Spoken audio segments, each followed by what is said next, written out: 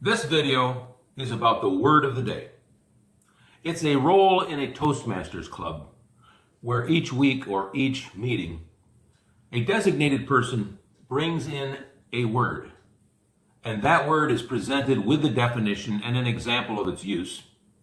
Then members in that club, in that meeting, are challenged to use that word somewhere in their speech or in their role that they play at that meeting. If you're a Toastmaster, or if you're anybody who wants to be unique, you want to stand out from the crowd, you want to be different, maybe a bit unusual, I have an opportunity for you. It's not going to be easy to accomplish because it requires something that's not readily available. But if you're up to the challenge, listen close.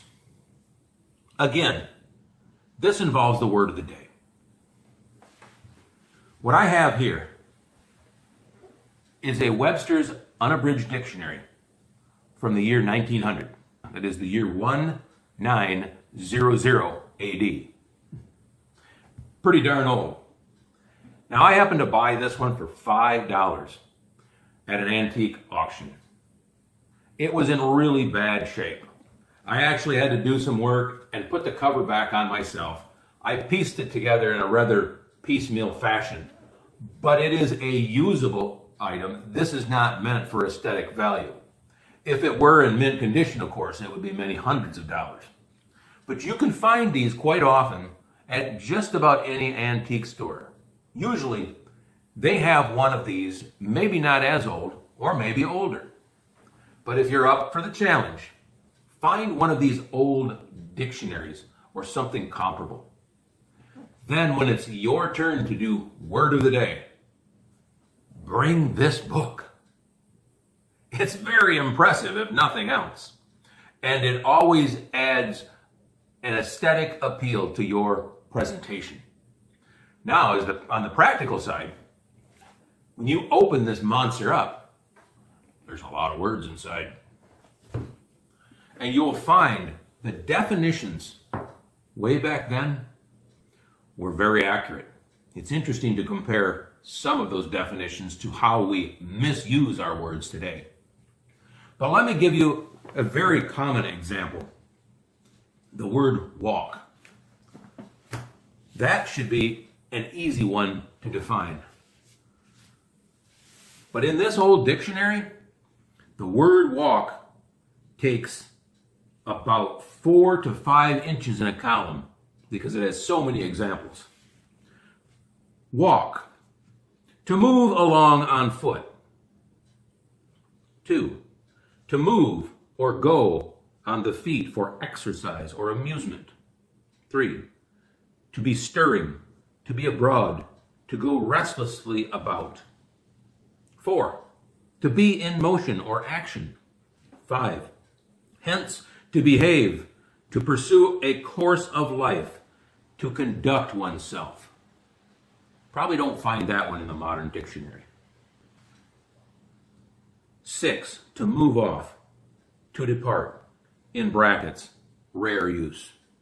And then it goes on to give numerous examples beyond that. Now that's just an easy common word. But if you want to get real fun, you can look up some really obscure terms that are never used anymore. Perhaps I could find one. Here's one you might ascribe to our former president, George Bush, or a George Bushism. The word is incoherentify. Incoherentify. Causing incoherence. Let's find another. Here's one that comes from all that time back, and we're using it today. I thought it was a new word. Hookah. Like the hookah lounge downtown where they go and smoke all them weird pipes. Hookah. It's Hindu for a pipe in which tobacco is smoked. A round box or casket, a bottle through which fumes pass when smoking tobacco. a pipe so arranged that the smoke is made to pass through water for the sake of cooling it. Hookah. Go figure. Hoodwink. I thought that was a modern term. Hoodwink. To blind by covering the eyes. To cover the hide. Take that back. To cover, to hide. To deceive by external appearances or disguise. To impose on. Well, that's enough. I'm sure if we went through here, we would find numerous archaic words and terms that may not be used anymore. Some of these terms that I thought were modern are actually found in this 120-year-old dictionary. So there you have it. You want to be unique? Go out and find yourself one of these old Webster's dictionaries. If nothing else, you'll get high ratings for effort. I hope it works for you. I hope you've enjoyed this video and it was valuable. Thanks for watching.